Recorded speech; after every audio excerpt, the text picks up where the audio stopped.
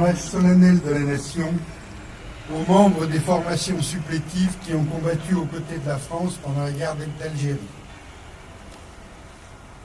Ils avaient pour mission d'assurer la sécurité des points stratégiques, de villages ou de zones parfois plus étendues, mais aussi de participer à des opérations militaires aux côtés de l'armée française. Parmi eux, les groupes mobiles de police rurale, les Moghaznis, les Harkis, les Assets et les groupes d'autodéfense.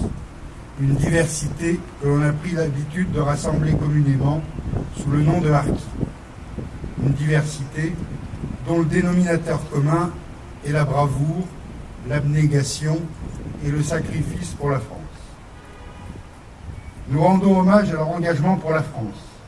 Leurs sacrifices et leurs souffrances doivent être connus de tous. Le cessez-le-feu se traduisit pour les anciens supplétifs par le déchirement, l'exil, l'abandon. Et pour certains, rester en Algérie, le pire. La France n'accorda pas sa protection aux Harkis, qui firent le choix de rester, exposant beaucoup d'entre eux à de violentes représailles. Elle n'a pas su non plus accueillir comme ses enfants ceux qui avaient choisi de rallier le territoire national, les reléguant en grand nombre dans des camps de transit, des hameaux de forestage, puis des cités de transit aux conditions déplorables.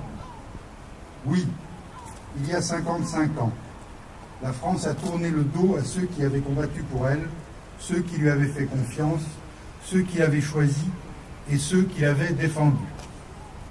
Notre pays a depuis quelques années, par la voix de ses plus hauts représentants, reconnu la responsabilité des gouvernements dans la tragédie vécue par les Harkis et leurs familles. La journée nationale du 25 septembre en est la manifestation la plus forte et la plus solennelle.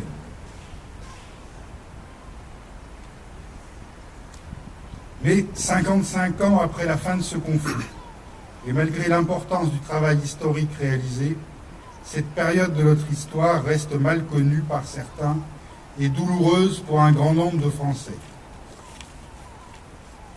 Il est impératif que la nation renforce le lien de confiance qui doit naturellement exister entre elle et chacun des siens, et notamment avec les Harkis et les enfants de Harkis qui contribuent à son identité, à son histoire et à sa force.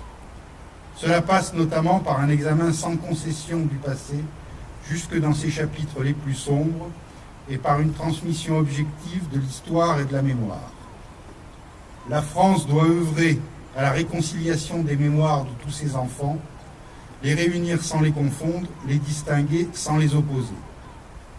Que l'honneur rendu aux Harkis et aux membres des formations supplétives soit toujours à la hauteur de l'engagement et du sacrifice qu'ils ont consenti pour la France.